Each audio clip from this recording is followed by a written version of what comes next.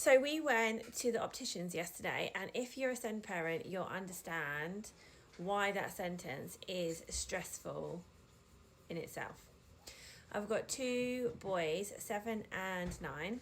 One's autistic with learning difficulties, speech delay, and one's autistic ADHD with a PDA profile. So appointments aren't exactly our favourite hobby. We actually tried this appointment a month ago.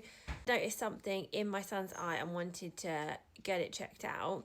But when we went, he wouldn't let the optician anywhere near him.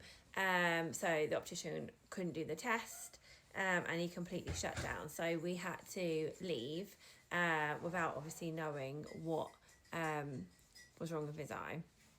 And then a couple of weeks later, I thought if I make a GP appointment, he's been to the doctors before, like he knows that a little bit better, so maybe that would work better. So we did lots of prep with him before we went to that appointment, and he did manage to let the GP to look in his eye.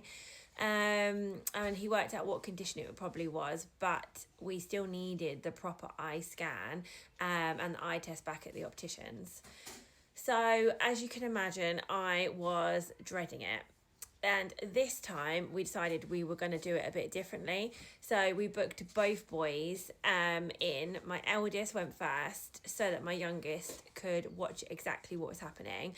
And honestly, that made such a difference. He saw the chair, the lights, the machines, and he heard all the questions. So he saw all of it. And when it was his turn, he did it. As most SEN families know, these appointments are stressful, so it's not something that we do like routinely unless we have to. But the optician said something that really stuck with me. She said she is seeing a massive rise in children needing stronger prescriptions and at younger ages, and a lot of it is linked to screen use. And this isn't a screen shaming post. My children use screens, I use screens, but the tips she gave were actually really practical, so I thought I would share them with you guys.